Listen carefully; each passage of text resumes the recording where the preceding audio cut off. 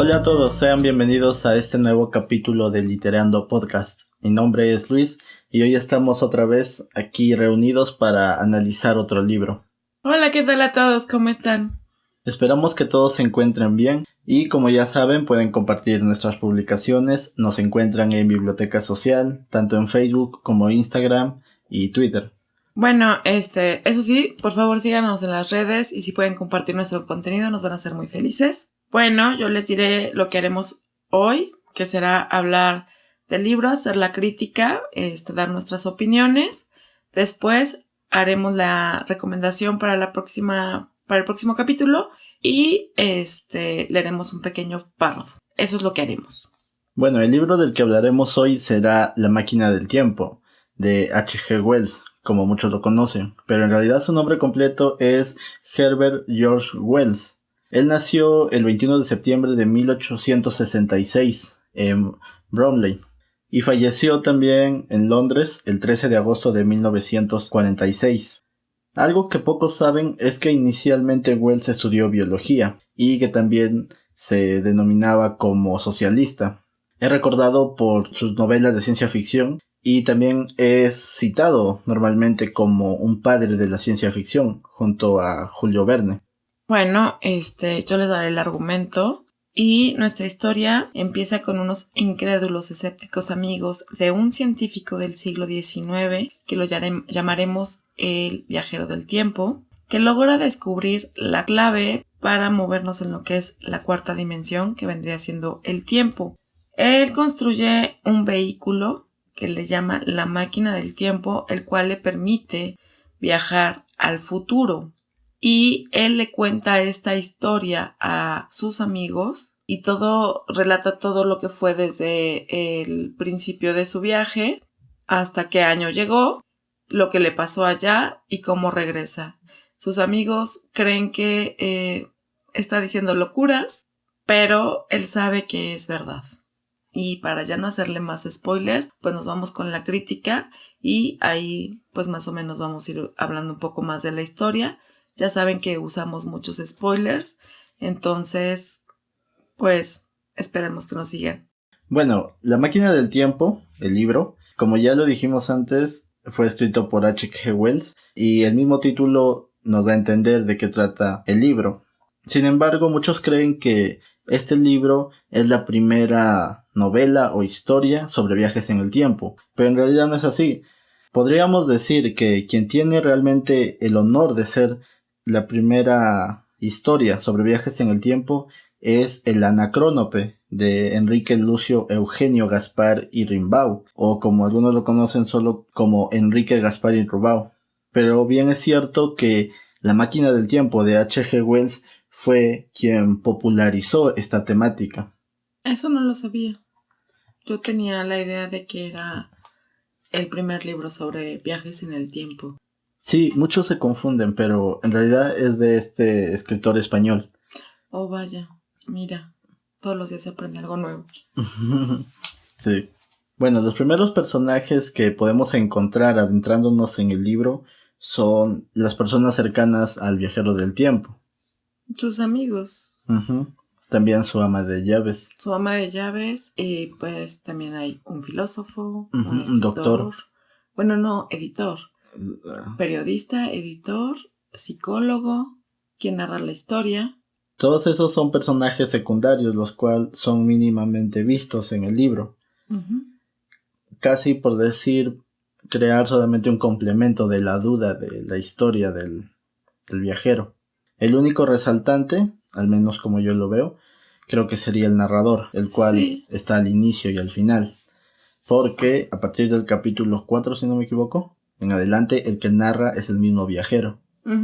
Entonces, adentrándonos en este personaje, en el viajero del tiempo, podríamos decir que la base motivacional que él tiene es la ciencia.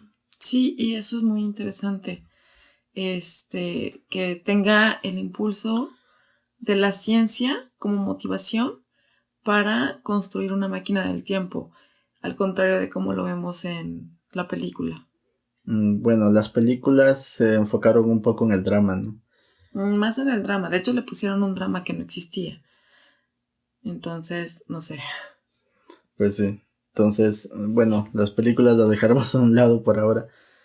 Concentrándonos en lo que es el libro, como tú dices, es interesante que la motivación del personaje sea la ciencia, porque esta sería la primera señal de lo que nosotros vamos a ver en el libro.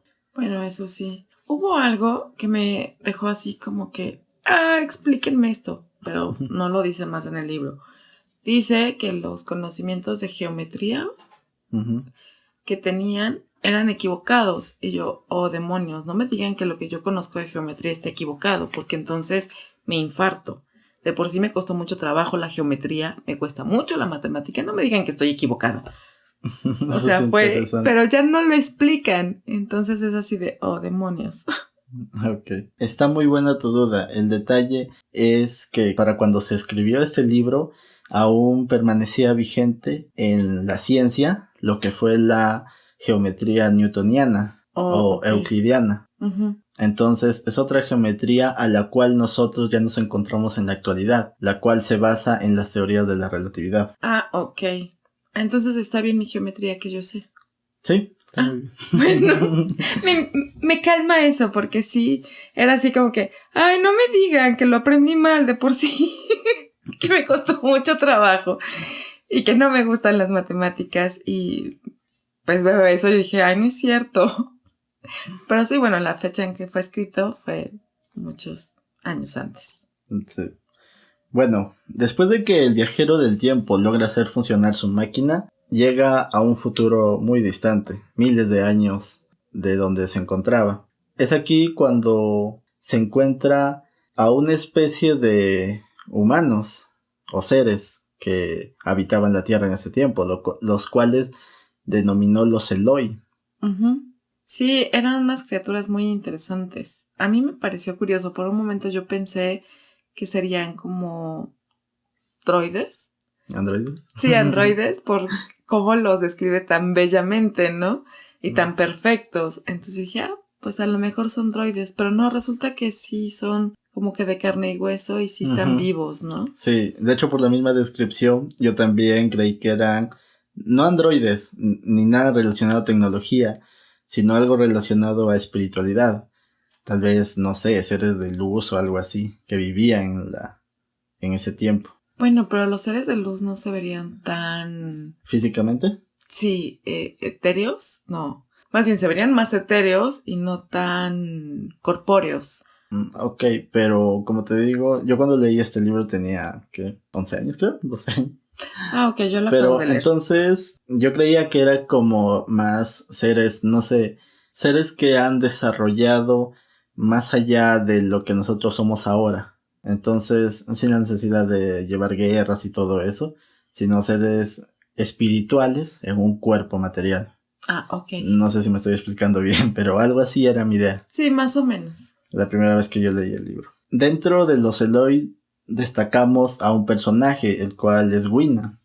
Sí, Wina, toda tiernita. Sí. Chistosita. Sí, también. De hecho, con el viajero del tiempo hacen una especie de relación. Sí. No necesariamente una relación, ¿cómo decirlo? De pareja, tal vez. Una relación amorosa no o marital. No, es una relación como de compañía. De compañía, ajá. De lealtad, no sé, de esos amigos que tienes que puedes hacer 1000 cosas con ellos y vas para todos lados, pero jamás hay un sentimiento más allá de la amistad. Sí, y eso es algo muy bonito dentro del libro. Sí, me gusta. A mí también me gusta esa parte. Y aparte de que ella es como muy aprensiva en ciertas cosas, sí. Y otras tantas es como que, yo me voy a bailar y me voy a jugar, sí. Y voy por flores. Es como muy interesante ese personaje, me gusta también.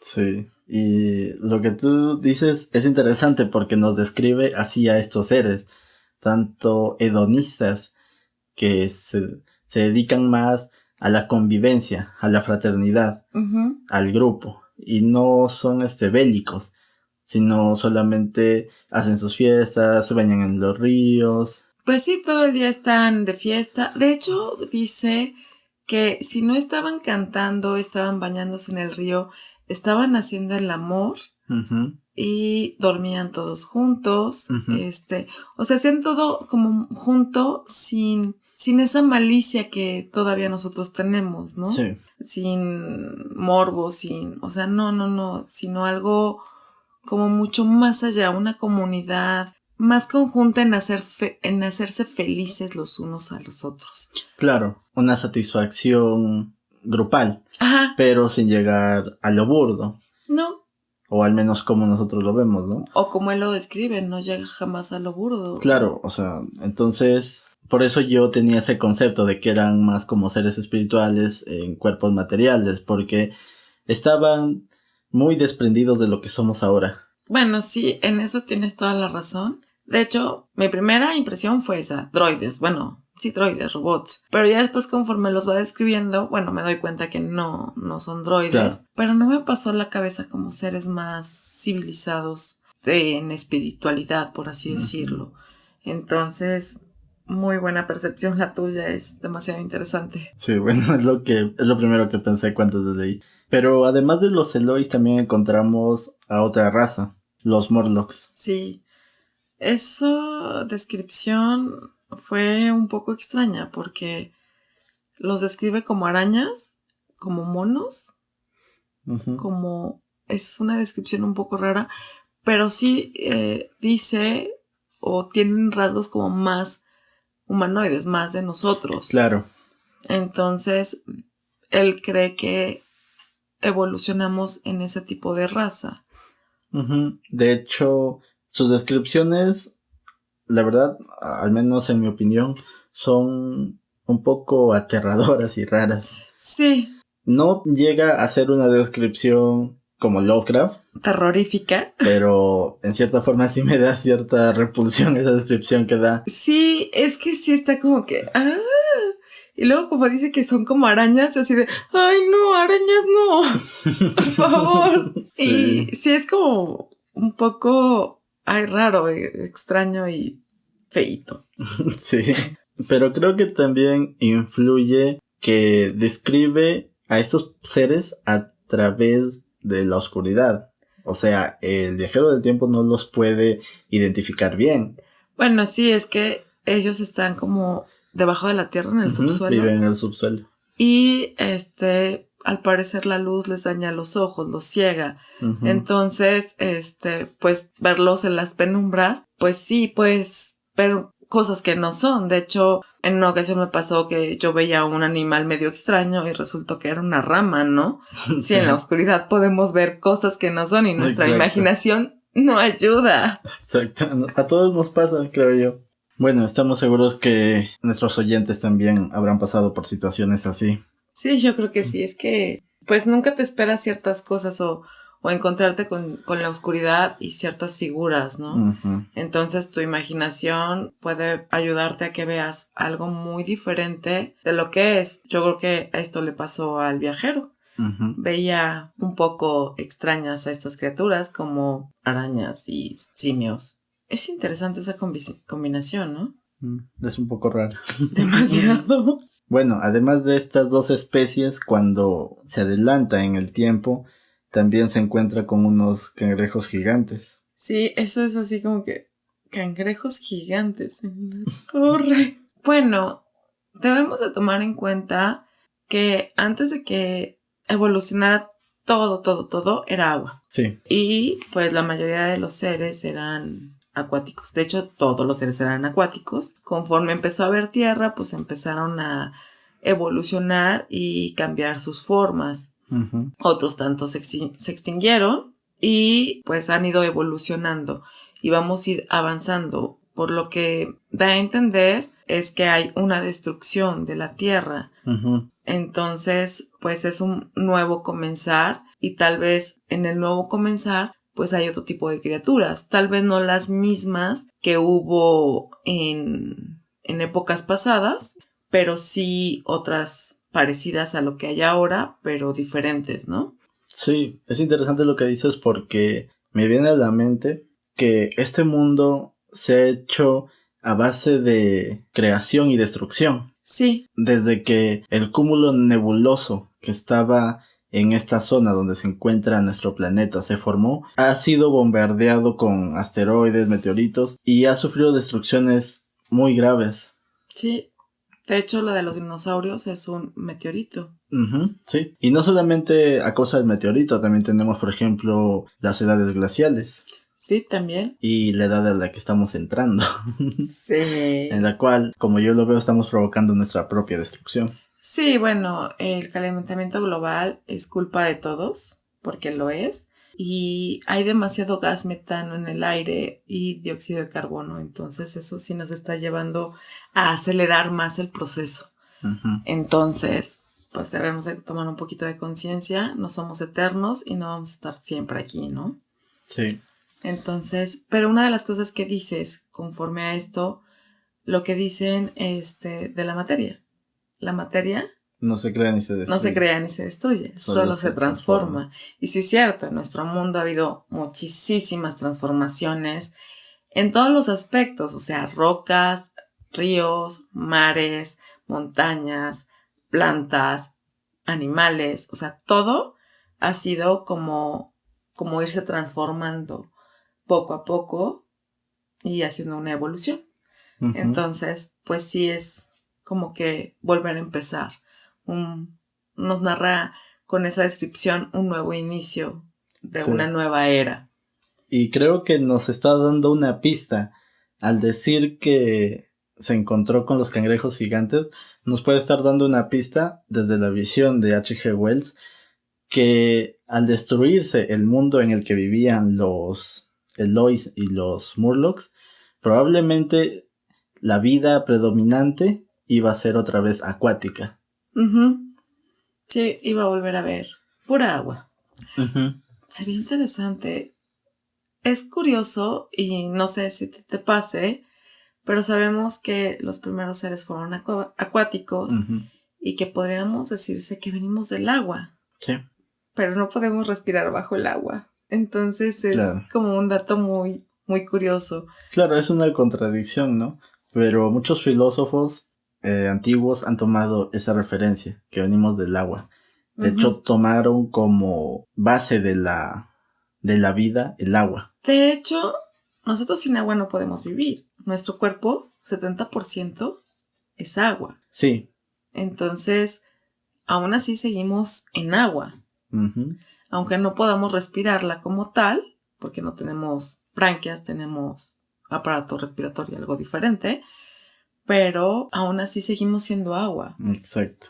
Pero bueno, dejamos a un lado la filosofía. Tal vez sea tema para otro audio. Sí, podría ser. Pero bueno, ya adentrándonos a las temáticas que encontramos dentro del libro, algo interesante que se ve al inicio, y no solamente en este libro, sino otros libros, es la ciencia como base para la narrativa. Esa parte a mí me gustó o me llama la atención de cierta manera, porque nos pone en perspectiva teorías que en algún momento puedan ser realidades, gracias al avance de la ciencia y de la tecnología, ¿no? Sí, de hecho, H.G. Wells en este libro trata al tiempo como la cuarta dimensión, lo cual en ese tiempo no se sabía aún cuando era publicado el libro. Pero después de unos años llega Albert Einstein para dar su teoría de la relatividad. Y con esto se podría decir que confirma la cuarta dimensión como el tiempo. Como el tiempo.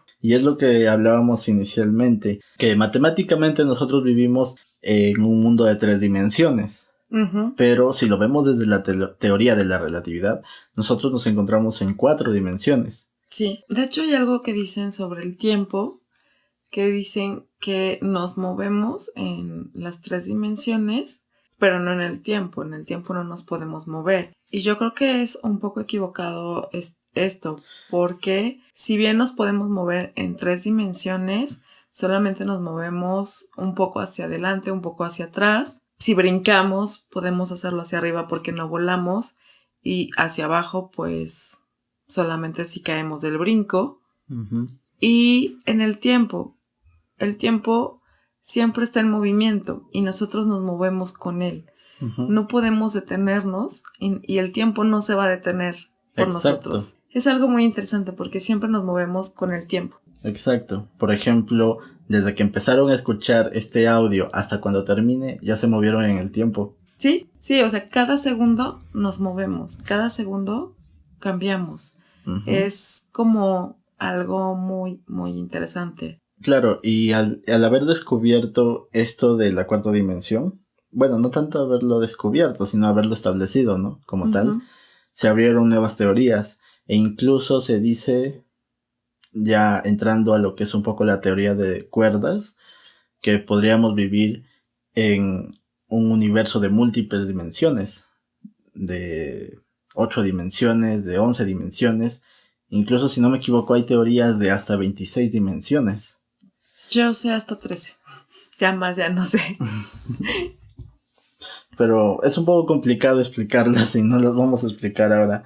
Simplemente creo que entendemos que la base de la narrativa en este libro es la ciencia. Sí. El objetivo de buscar la explicación científica a algo. Sí, eso es algo interesante. Y por lo menos, de cierta manera, no te quedan. Te queda como un panorama abierto para muchas posibilidades más.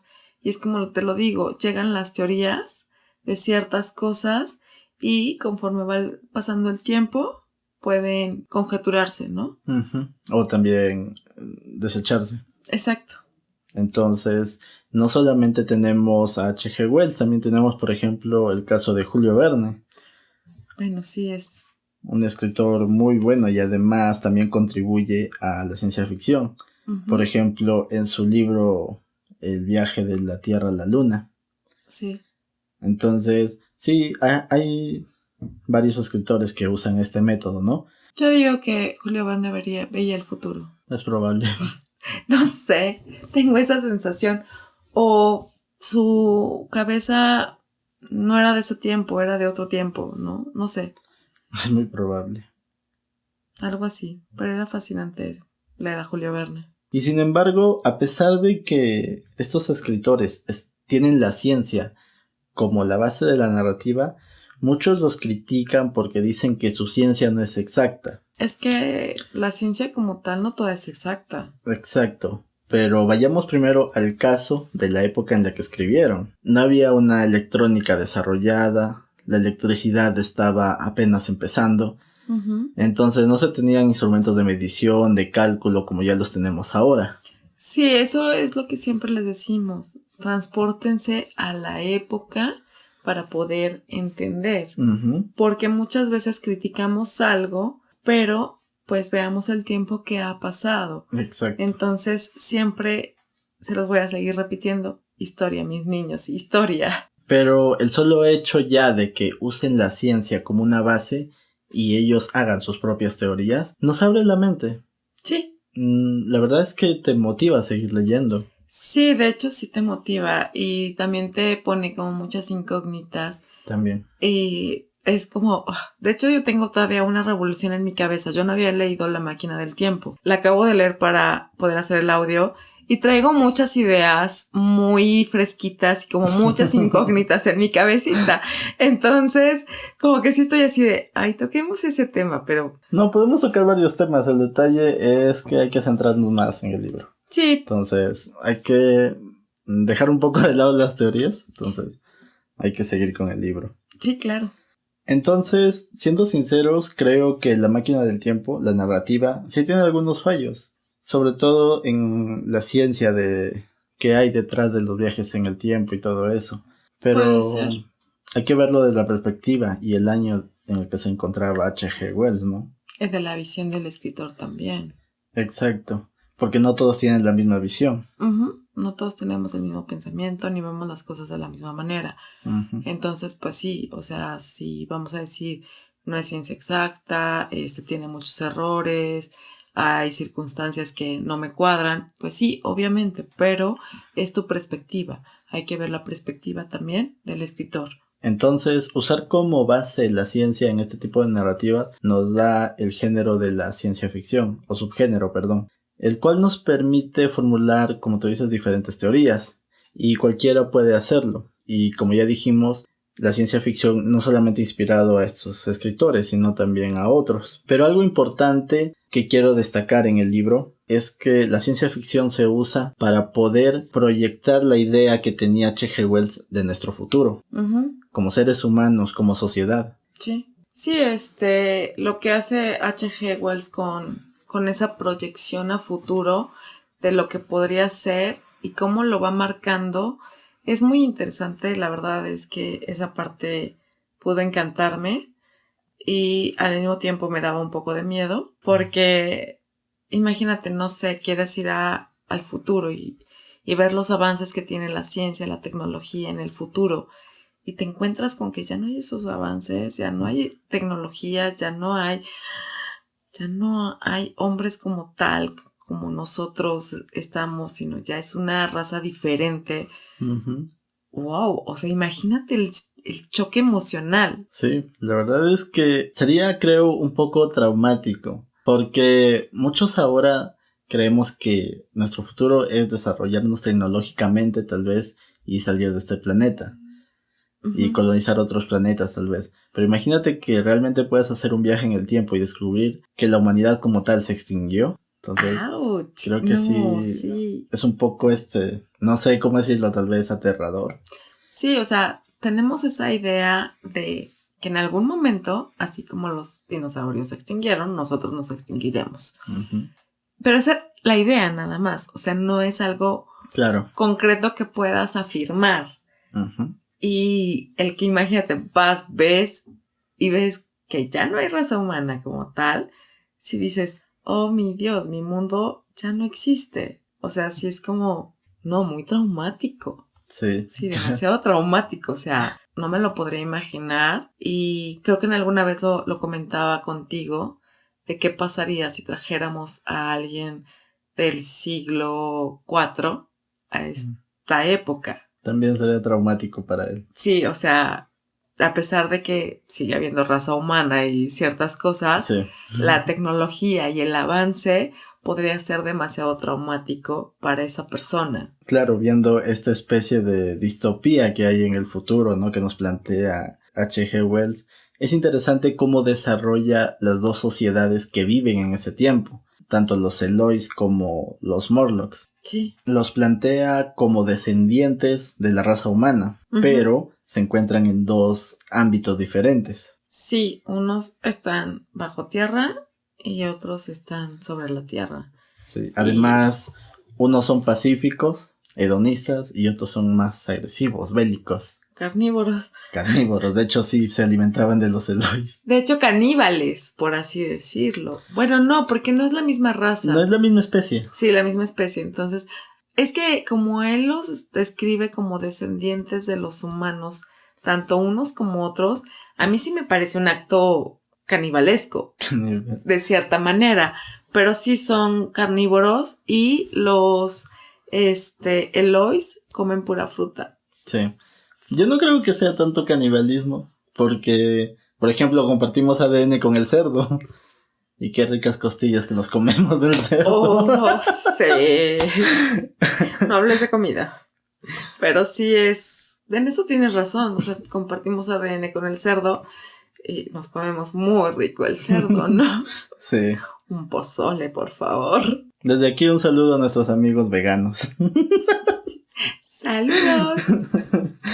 Entonces sí, los describe como descendientes de los seres humanos, ¿no? Pero son dos contrastes diferentes. Sí, muy Y de diferentes. hecho, hay algo interesante porque al describirlos hace una crítica social muy fuerte. Sí, de hecho se da cuenta que su crítica es errónea, pero en un principio cree que los Eloi son como la clase alta, la clase que digamos que tiene poder, opulencia y demás, y los Morlocks son la clase trabajadora y los, o sea, lo maneja como si fueran casi esclavos, ¿no? Que están en túneles trabajando y haciendo que todo funcione. Exacto. Para que los Eloi puedan tener esa vida de sí, aquí amor y paz y todo tranquilidad y me voy a bailar y me voy a jugar y esa crítica es bastante fuerte. Sí. Y bastante cruda y bastante real de cierta manera en estos tiempos. Sí, y no solamente en estos tiempos, sino desde los años, desde el año que escribió H.G. Wells este relato, porque de hecho H.G. Wells se consideraba socialista, entonces tenía una visión, y muchos podrían decir que, no sé, tal vez estamos satanizando al socialismo o algo, pero no. Destacamos que H.G. Wells es socialista por la visión que nos describe en este libro, porque si te das cuenta, tener a los Elois en la parte superior del planeta, no sé cómo decirlo, en la superficie. Claro, en la superficie, gracias. Tener a los Elois en la superficie y a los Morlocks en el subsuelo te hace pensar mucho, porque él dice probablemente los Elois vienen de la parte adinerada de los humanos, mientras que los Morlocks vienen de la parte trabajadora. Y de hecho, primero ve a los Elois y todavía no sabía que había Morlocks. Claro, todavía no sabía en ese momento. Fue algo muy interesante que lo platiqué contigo en cuanto lo leí, que te dije, si no le hubiéramos dado valor a las cosas, creo que hubiéramos podido lograr una sociedad así. Como los Elois. Ajá, como los Elois, porque en un momento pues hacía el trueque y más o menos intercambiaban las cosas que fueran como denominadas más o menos iguales o no lo sabemos, ¿no? Se supone que el trueque era cambiar cosas que cada quien necesitara. Claro. Después a los fenicios se les ocurrió hacer la moneda para que todos tuvieran una igualdad, para que fuera una equidad de valor. Yo creo que si no hubiéramos hecho eso y hubiéramos trabajado de una manera diferente, hubiéramos logrado una sociedad como los Elois, en donde todos pudiéramos convivir con todos y trabajáramos todos como para un bien común, ¿no? Sin necesidad de que unos tuvieran más que otros, sino todos iguales. Algo así creo. Claro, lo que tú estás describiendo es la visión que tenía H.G. Wells, y nuevamente recalco, como socialista, al ver a los Eloy, ¿no? O mejor dicho, al viajero del tiempo, perdón. Discrepo un poco en eso, porque creo que darle valor a algo es subjetivo, y para otra persona no va a valer lo mismo. Exacto. Te pongo un ejemplo, no sé, yo tengo aquí un celular que para mí podría valer, supongamos, 100 monedas de plata, pero tú lo consideras como, no sé, 50 monedas de plata. Si nos vamos a un cambio en trueque, yo te pediría, no sé, 2 sacos de arroz y tú me ofrecerías solo 1. Exacto. Sí, pero a lo que también yo voy y es que no le des ese valor. Quítale el valor. No tiene valor. Sí, pero ¿cómo puede realizar el cambio entonces? No vas a hacer un cambio, o sea, vas a trabajar para un bien común. Ok, yo estoy a favor de que se trabaje para un bien común, pero ¿cómo sabes, o sea, cada trabajo cuánto vale? ¿Cómo puedes...? No vas a ponerle un valor a tu trabajo. No le vas a poner valor a absolutamente nada. Lo único que tiene valor es, digamos, el conjunto, el fin común. Okay. El bien común. Claro. O sea, si tú trabajas, no sé, ¿qué te late? Recogiendo basura, vas a tener los mismos privilegios de aquel que crea tecnología. Ya, entiendo el punto. Ajá. Entiendo, o sea, a lo que vas. No vas a valorizar tu trabajo, sino vas a ayudar a que todos estén bien y que todos tengan lo mismo. Ok. Te pongo un ejemplo para yo dar a entender mi idea. Supongamos que yo tengo un amigo y ambos queremos construir nuestras propias casas. Entonces, un tiempo hacemos mi casa y otro tiempo hacemos su casa. Ok, eso es trabajar por un bien en común. Pero supongamos que primero, al hacer mi casa, yo no hago nada. La mayoría del trabajo él lo hace. Y cuando me toca a mí ayudarle a hacer su casa, estoy obligado a realizar todo, a realizar la mitad. ¿A realizar lo que sepas hacer?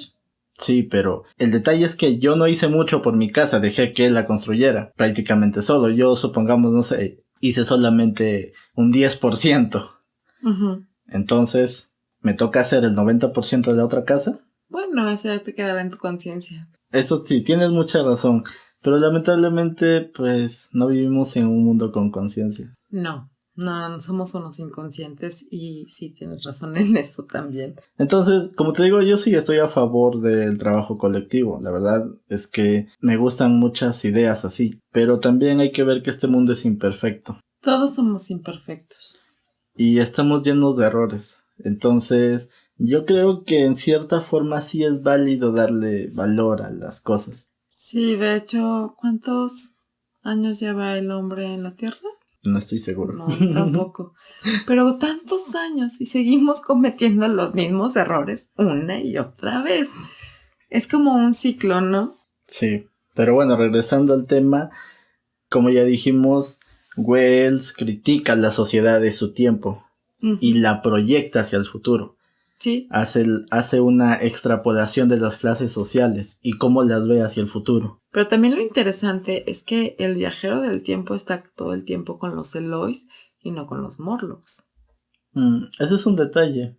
Es interesante tu visión y tienes razón porque creo que el viajero del tiempo debió convivir un poco más con los Morlocks. Probablemente si yo me encontrara en su situación también huiría porque son carnívoros. Sí, aparte de que son carnívoros, bueno, a lo mejor la comunicación va a ser mucho más complicada con los Eloys porque tienes que cuidar de que no te coman. Entonces, Pues sí. ¿cómo comunicarte con alguien y al mismo tiempo protegerte de que no te coman? O sea, sí es complicado, pero también es como un poco clasista, de cierta manera. No veo el libro clasista porque no lo veo, pero sí, o sea, yo dije, bueno, sí, ya estuvo con los Eloy, pero está juzgando muy superficialmente a los Morlocks. Sí, porque no nos da una visión más profunda de ellos, como sí lo hace con los Eloy. Exacto. Simplemente describe sus características físicas y lo agresivos que eran. Pero creo que sí, tienes un buen punto. Creo que sí debió convivir o tratar de comunicarse con ellos para ver cuál era su motivación. Porque, como ya dijimos, el viajero del tiempo supone que los Morlocks descienden de la clase trabajadora y probablemente, no sé, como una especie de venganza se estén comiendo a los Eloys. Sí, porque no creo que nada más haya dos especies, ¿no? Los Morlocks y los Eloys. Yo creo que debería de haber como más especies. Claro. Aunque habla de la extinción de lo que comemos, la vaca, el cerdo, sí. El pollo, todo eso, habla de su extinción. Pero, como lo hemos dicho, vuelve a surgir o evoluciona otra especie. Entonces, ¿cuántas especies hay en este planeta? Y nada más hay dos, como que sí es ilógico. Entonces, yo creo que sí es un poquito de quiero tener lo que tú tienes, así es que te como. No sé, algo así. Sí, puede ser. Yo supongo que no describió más especies, pero creo que sí debió hacerlo. Pero supongo que no lo hizo por el espacio en el que se encontraba, sobre todo la máquina del tiempo, ya que todo el tiempo quiere regresar hacia ella, quiere recuperarla para poder regresar a su tiempo. Sí. Entonces, en el espacio en el que se encuentran, supongo yo, que solamente viven los Eloys y los Morlocks. Sí, de hecho, bueno, realmente marca un camino como de 20 millas nada más. Algo así. Algo así. Porque hace varias exploraciones tratando de divisar y ver lo mismo y lo mismo. Pero aún así creo que el viaje más largo que hace son de 20 millas. Algo por ahí. Ahora, también podemos ver la evolución biológica de estas especies que aparentemente descienden del hombre. Como por ejemplo los Morlocks, que al estar debajo de la tierra tienen un pelaje blanco. El cual se da por la falta de pigmentación. Y también cómo describe a los Eloys, que eran una raza baja de estatura y que no tenían musculatura desarrollada. No. Entonces regresamos nuevamente a esta referencia, cómo la hace de que probablemente estos seres, los Eloys, tengan esas características porque no realizaban trabajos físicos. Aparte de que otra vez realizaban trabajos físicos, su alimentación. La alimentación también cuenta. Sí. Comer pura fruta, pues no te hace músculos grandes y fuertes, a menos que comas espinacas, pero y ni así. O sea, creo que también es base también su alimentación, que son tan pequeños. Bueno, y al final de la historia nos muestra un final abierto, ¿Te gustan los finales abiertos? Algunos, no todos.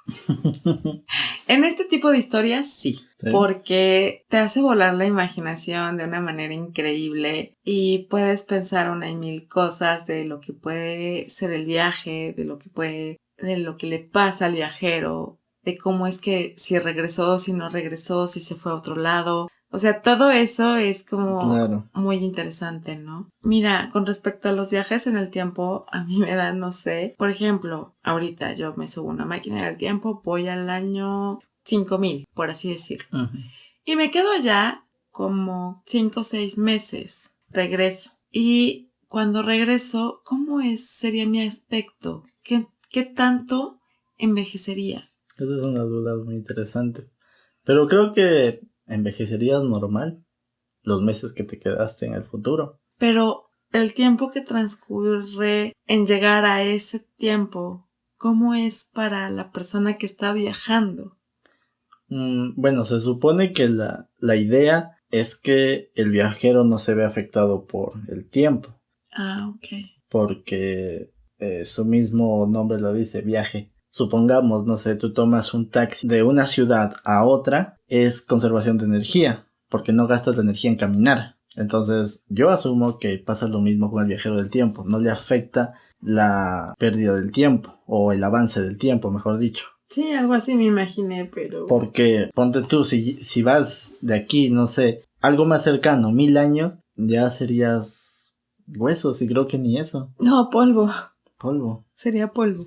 Entonces, pues, no le vería tanto sentido que le afecte al viajero el tiempo. Era algo que traía porque era así como que, bueno, está pasando cierto tiempo y el tiempo que transcurre mientras está en la máquina, ¿no? Entonces, ¿cómo es posible que pueda llegar hasta allá completo y no siendo polvo? O también, si vas hacia el pasado, pues no puedes ir al pasado porque todavía no existías. Tengo esas ideas un poco extrañas y raras, no sé. No, pero son válidas las dudas. Está muy bien. Ahora, yo aún tengo dudas sobre lo que le pasó al viajero del tiempo. Y a pesar de que es un final abierto, no sé, me gustaría darle un final bonito. Sí, yo también le quiero dar un final bonito. Y no sé, mi final bonito fue que rescata a Gwina y se queda con ella. Ese es mi final bonito, o sea que regresa para rescatar a Gwina y quedarse con ella. No sé, esa es mi idea. Y ese es mi final bonito. Yo también pienso algo parecido, porque, mira, te soy sincero, si yo viera un mundo así, creo que sí me quedaría. Yo creo que cualquiera se quedaría, ¿no? Sí, ¿cómo decir? Evitar sería un escape para lo que actualmente vivimos. Sí, de hecho, sí, imagínate no enojarte, no estresarte, no preocuparte. Y vivir en un lugar, en un ambiente sano, respirable. Sí, o sea que todo no estar contaminado. Sí, también. Porque bueno, aquí sales tantito y la contaminación es muy fuerte. Ahora, dándole un final un poco contrario al feliz, un poco más, no sé, tal vez un aterrador, pero otro escenario que podríamos plantear es que cuando el viajero regresa a su tiempo y recuerdas que Gwina queda a merced de los Morlocks, yo creo que probablemente se la comieron. Sí, yo también creí eso cuando vi que no la encontraba y que no se veía rastro de ella. Entonces dije, no, pues ya fue, se la comieron. Sí, y también creo, o sea, viendo desde esta perspectiva pesimista, también creo que el viajero del tiempo no regresó con las fotografías que él quería tomar para demostrar que había viajado en el tiempo. No regresó porque sí, se lo habían comido o algo. O tal vez simplemente, no sé, ya le falló la máquina del tiempo. Puede ser, mira, si se lo comieron, bueno, tuvo el mismo destino que Gwina y qué bueno. Si le falló la máquina del tiempo, tal vez encontrar los mismos elementos que tenía para hacerla funcionar podrían ser un problema. Porque ya no iba a encontrar los mismos elementos. Obviamente. Iba a encontrar elementos diferentes. Pero no quiero pensar en cosas fatales. No me gusta pensar en cosas fatales. No, a mí tampoco, pero creo que hay que montar los dos escenarios. Pero sí, o sea, tío, ese sería como uno. Ahora, otra de las cosas es que justo cuando está haciendo ese viaje, se oye que maldice. Entonces, algo le pasa a la máquina o algo le pasa a él. Y creo que por esa misma razón ya no regresa. Probablemente. Entonces, bueno. O otra fue que Wina, perdón, la lleva con los Eloy y se queda con ella, empieza a tomar sus fotos, pero ya no le interesa regresar. No sé, creo que eso es más bonito. Bueno, nos quedamos con ese final bonito. Por favor, porque eso de que se lo coman. ¡Ah, no! Pero bueno, como es un final abierto, ya cualquiera puede hacer su teoría. Puede darle el final que quiera. Sí, exacto. Le pueden dar cualquier final, sea bueno, triste, bonito, raro, loco. Bueno, nos quedamos con ese final bonito. Entonces, esta ha sido nuestra opinión sobre La máquina del tiempo de H.G. Wells. De aquí nosotros regresamos con la lectura de la próxima semana.